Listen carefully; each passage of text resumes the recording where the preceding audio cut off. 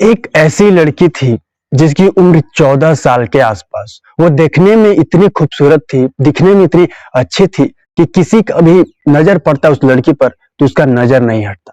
हर कोई मन में सोचता कि यह लड़की का एक बार किसी तरह मुझे नंबर मिल जाए या मैं इससे बातें कर सकूं। वह दिखने में बेहद खूबसूरत थी दोस्तों, लेकिन वो कहते हैं ना, जो ज्यादा खूबसूरत होता है या तो उसके साथ गलत हो जाता है या तो वह गलत घर में चली जाती है। इस लड़की की कहानी सुनने के बाद दोस्तों आप यहाँ एक बार सोचोगे, क्योंकि इसके साथ जो घटना घटी है वो वाकई यहाँ सोचने वाली बात है। उम्र 14 साल थी इस लड़की की। आपको बता दूं, देखने में ये बहुत खूबसूरत थी। तो आपको बता दूं, यह माता पिता की इकलौती संतान थी, इकलौती बेटी थी और माता पिता की लाडली भी थी। यह स्कूल जाया करती थी तो स्कूल से जब यह घर आती ना, तो इसका एक शौक था फोन चलाने का। ये ज्यादातर समय मोबाइल पे देती थी। और जिसके बाद आपको बता दूं, मैं यहाँ बात कर रहा हूँ दोस्तों सितंबर 2023 की। सितंबर 2023 में वो आपको बता दूं, उसे मोबाइल के जरिए, इंटरनेट के जरिए एक लड़के से दोस्ती होती है जो कि मैकू पूर्वा का रहने वाला था।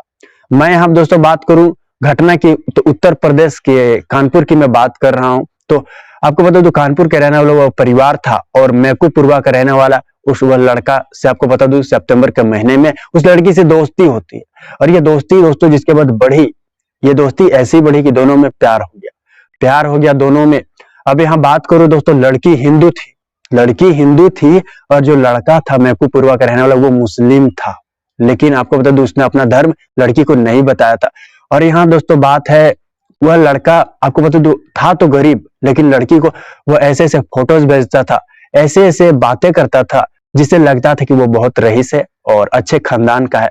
लड़की को वह यह दिखाना चाहता था, विश्वास जीतना चाहता था, जीता था लड़की का विश्वास दोस्तों, जीता था लड़की का विश्वास उस शख्स। और जिसके बाद लड़की ने आपको बता दूं विश्वास कर लिया। 14 की उम्र में लड़की को प्यार हो जाता है लड़के से। अब प्यार की चाह में अंधी हो गई, कुछ नहीं सूझा दोस्तों। और जिसके बाद आपको बता दूं, इन लोगों का प्यार बढ़ा। प्यार तो आपको बता दूं शख्स जो तो नहीं करता था, लेकिन लड़की उसको प्यार करती थी। तो यहाँ मैं बात करूं दोस्तों, अक्टूबर 2023 की बात करता हूं, जब उस लड़की को आपको बता दूं बहला फुसला कर वह युवक अपने गांव ले जाता है। मैकू पूर्वा अपने गांव ले गया, तब लड़की को हकीकत पता चली। वह कहीं कहीं कोई बिल्डिंग, कोई बड़ी फ्लैट, कोई बड़ा घर में नहीं, बल्कि एक टूटी फूटी झोपड़ी में ले गया जहां पे उस युवक का पूरा परिवार रहता था।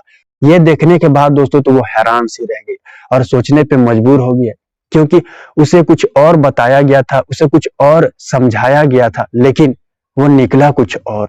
लड़की हैरान थी। और जिसके बाद आपको बता दो जबरदस्ती वो अपने घर जाना चाहती थी, लेकिन यह परिवार ने आपको बता दो बंधक बनाकर लड़की को रखा था। जबरदस्ती वो परिवार रख रहे थे। अक्टूबर से उस परिवार ने आपको बता दो लड़की को रखना शुरू कर दिया। इधर दोस्तों 2 महीने का समय बीत चुका था। मैं दिसंबर की बात कर रहा हूँ। अक्टूबर से लड़की को वे परिवार रखे थे और यह जहां बताया जाता है जो युवक था, जो लड़का था, वो लड़की के साथ दुष्कर्म की घटना को अंजाम देता था। परिवार भी उसमें शामिल था दोस्तों, परिवार भी इसमें शामिल था। और जिसके बाद जिस समय ऐसे ही बीत रहे थे, आने वाले 30 दिसंबर की मैं बात कर रहा हूँ, 30 दिसंबर 2023 को वो युवक लड़की से शादी करना चाहता था, निकाह करना चाहता था। कुछ लोगों ने, जिसके बाद आपको बता दूं बजरंग दल के कार्यकर्ताओं ने, वहां के रहने वाले कुछ लड़कों ने पुलिस को सूचना दिया और कहा कि एक परिवार है मुस्लिम और जो कि एक हिंदू लड़की को लाया और कई महीनों से उसे रख रहा है। ऐसे बातें पुलिस के सामने कुछ लोगों ने रखा और मौके पर जिसके बाद दोस्तों पुलिस पहुंची थी और जिसके बाद लड़की से लोगों की भीड़ वहां लग चुकी थी। लड़की से पूछताछ कर रही थी पुलिस की टीम। यहाँ बात करूं दोस्तों तो लड़की ने शुरू में इनकार कर दिया। वो कह दी कि मेरे माता पिता इस दुनिया में नहीं है, मेरा यही परिवार है, लड़की ने ये कहा। लेकिन जब लड़की से कड़ाई से पूछताछ की गई तो वह रो पड़ी और रोते हुए उसने जो कहानी बताई, इसे वहां के लोग जाने तो हैरान रह गए भाई। क्यों? क्योंकि दोस्तों बस उसकी कहानी कुछ ऐसी निकल कर आती है। तो वो कहती है कि मेरी लड़के से दोस्ती हुई थी मैकू पूर्वा का, मैंने कुछ समझा कुछ और, यह निकला कुछ और। जब मैं इसके घर आई तो टूटी फूटी वो झोपड़ी निकली और झोपड़ी में एक पर्दा टंगा था। पर उस पर्दे के इस परिवार, उसका परिवार रहता था और पर्दे के इस पार वो मेरे साथ गलत करता था और हम दोनों इस पर्दे के इस पार रहते थे। जब परिवार रात में सो जाता तो लड़की के साथ वह गलत करता, दुष्कर्म की घटना को अंजाम दे रहा था युवक। जिसके बाद पुलिस की टीम, लड़की के परिजन को सूचना दी जाती है। मौके पर पहुंचे थे माता पिता। यानी दोस्तों 14 साल की नाबालिग को अपने परिवार को सौंप दिया जाता है। कई महीनों बाद माँ यहाँ बेटी से मिली थी और बेटी भी माँ से मिली थी। माहौल कुछ अलग था दोस्तों।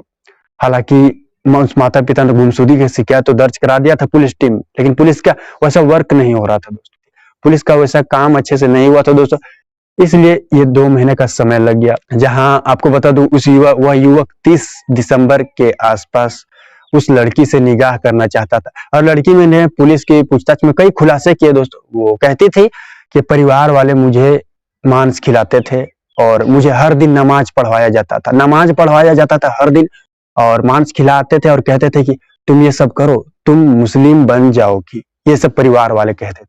तो दोस्तों सभी परिवार वाले पे मामला दर्ज किया गया था विभिन्न धाराओं में, जहां से जेल भेज दिया गया था। यह घटना दोस्तों आपको बता दूं लगभग 30 दिसंबर के आसपास की है।